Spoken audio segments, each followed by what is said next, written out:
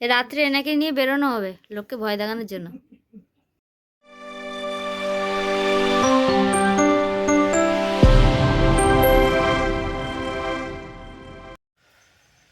তো কেমন আছো তোমরা সবাই? আশা করছি সবাই ভালো আছো। ইন্দ্রপম্পা লাইফস্টাইল ব্লগের আরও একটি নতুন ভিডিওতে তোমাদের সবাইকে স্বাগত। এখন বাজে দুপুর 2:30। তো এখন থেকে আজকের ভিডিওটা স্টার্ট করলাম, নতুন ব্লগ শুরু হলো আবার একটা ভিডিওতে। তো কেন এখন এই দেখে মনে হচ্ছে যে আমরা রেডি হয়েছি, কোথাও যাচ্ছি।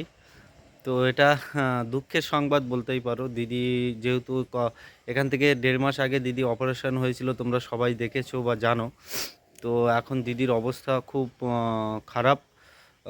তো ওই কারণে দিদিকে আবার হসপিটালে ভর্তি হতে হয়েছে। তো সেই কারণে আমরাই এখন হসপিটালের দিকে রওনা দিচ্ছি। যেতে যেতে কথা হবে, দেখতে পাবে। তো কী কারণে যাচ্ছি সেটা তো বলেই দিলাম। তো চলো দেখতে থাকো। ওই যে গিন্নিও রেডি হয়েছে, গিন্নিও যাবে। মাম্মামকে খাইয়ে দাইয়ে নিয়েছি, মাম্মামকে রেখে এবার আমরা যাব।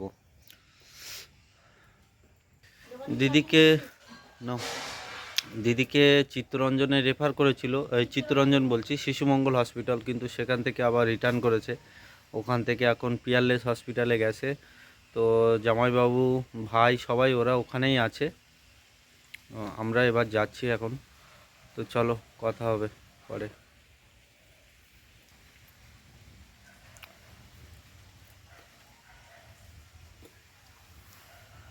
তো যাই দেখি, একটা ধাক্কা কাটিয়ে উঠলো, আবার কি সমস্যা হচ্ছে ভগবানই জানে।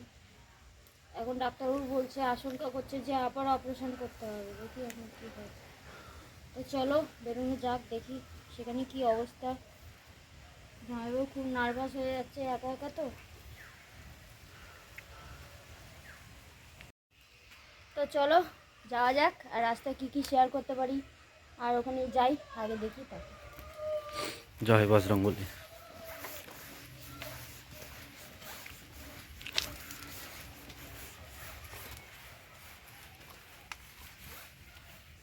আর আমার বাবা দেখো পুকুরের পাড়ে রোদ্দুর খাচ্ছে আর ফোন দেখছে।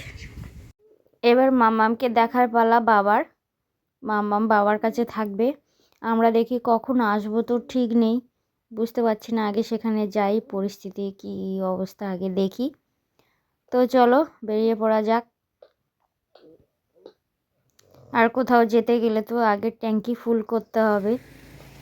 তো দাঁড়িয়েছি এখানে পেট্রোল পাম্পে। দেখো এইটা দেখে বেশ ভালো লাগলো, ওই জন্য তোমাদের সাথেও শেয়ার করলাম। রাত্রে হলে আরও দেখতে ভালো লাগবে জিনিসটা। তো চলো বেরিয়ে পড়েছি আমরা। বেরোনোর আগে পর্যন্তও আমরা জানতাম যে আমরা প্রথমে যাব শিশুমঙ্গল হসপিটালে। তো বেরোনোর পর ফোন করে বললো যে শিশুমঙ্গল হসপিটালে ভর্তি নেয়নি, ওখানে গ্যাস্ট্রোলজি ডিপার্টমেন্ট নেই, আর দিদিভাইকে গ্যাস্ট্রোলজি ডিপার্টমেন্টেই দেখাতে হবে। তারপরে চলে আসলাম পিয়ারলেস হসপিটালে। দেখো এক নাম্বার থেকে ঢুকেছিলাম, তাই তো ওই গেটটা থেকে ঢুকেছিলাম। এই জায়গাটা আমার খুব পছন্দ।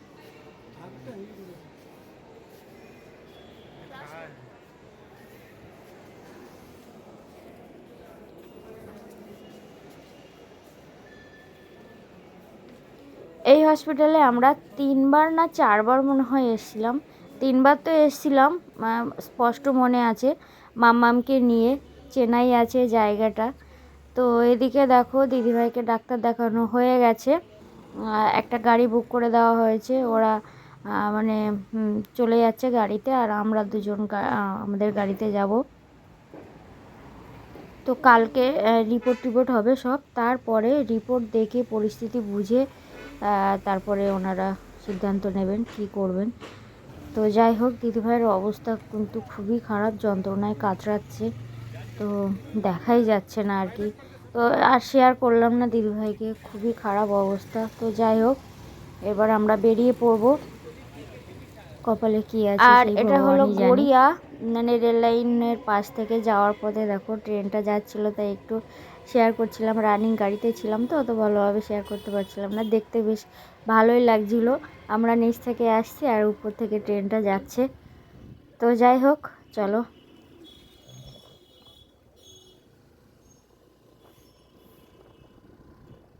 এখানে ঘর ভাড়া আছে।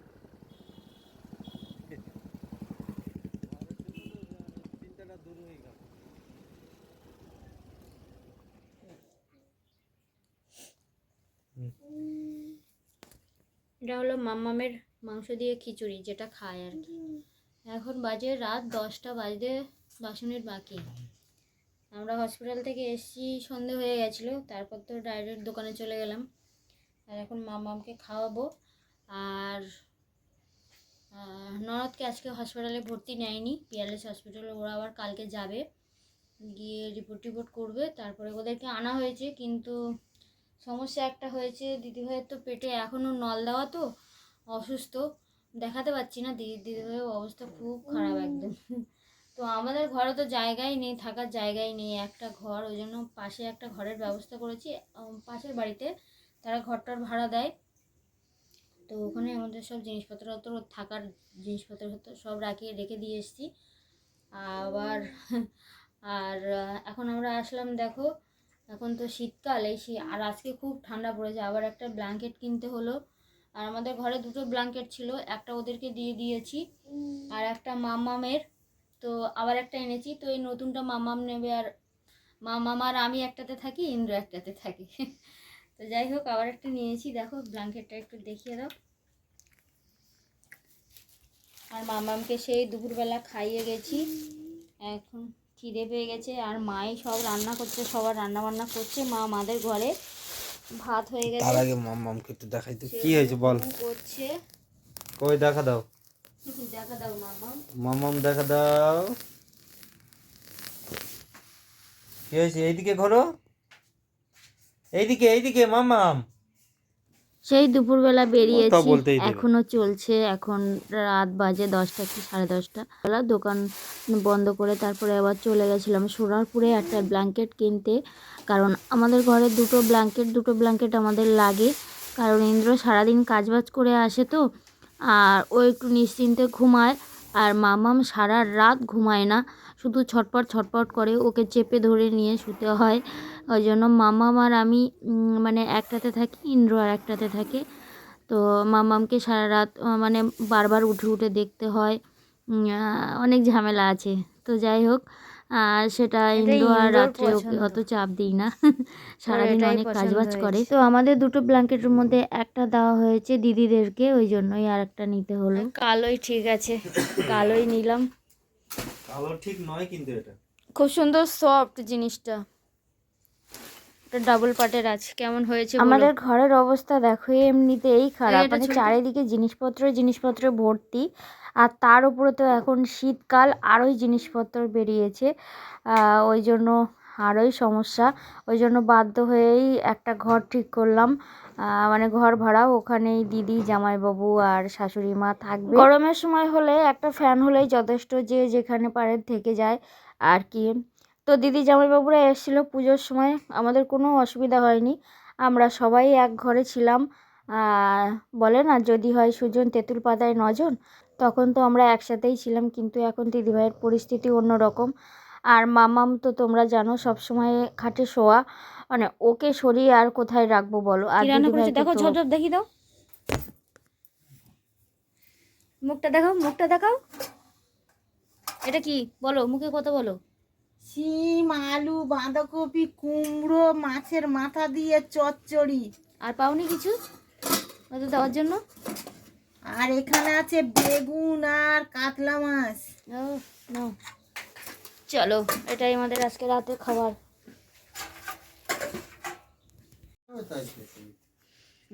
এই যে দেখো, চিনতে পারছো? দেখো, রাত্রে এনাকে নিয়ে বেরোনো হবে লোককে ভয় দেখানোর জন্য। গরম নাকি? তো হসপিটাল থেকে বাড়ি আসলাম, সারাদিন আর তো ওই দেখলে, তা মানে ব্যস্ততার মধ্যেই, ছোটাছুটির মধ্যেই কেটেছে। আমরা প্রথমে ভেবেছিলাম যে যাব আমরা, কোন হসপিটাল ছিল ওটা, শিশু মঙ্গলে। সেই মতোই আমরা রেডি হয়েছিলাম, কিন্তু যখনই বেরোতে যাব তখনই ভাই ফোন করে বলল যে ওখানে গ্যাস্ট্রোলজি ডিপার্টমেন্ট নেই, তো দিদিকে ট্রান্সফার করে নিয়ে যেতে হবে অন্য কোথাও। তো দিদির কন্ডিশন খুব সত্যি খারাপ ছিল। পিয়ারলেজে গিয়ে দেখলাম দিদির অবস্থা সত্যিই খারাপ। দিদি শুধু কান্নাকাটি করছে, যন্ত্রণায় কাতরাচ্ছে। তো ওখানে ডাক্তার দেখিয়েছে, ভাই বলল দেখানো হয়ে গেছে, কিন্তু ভর্তি নেয়নি।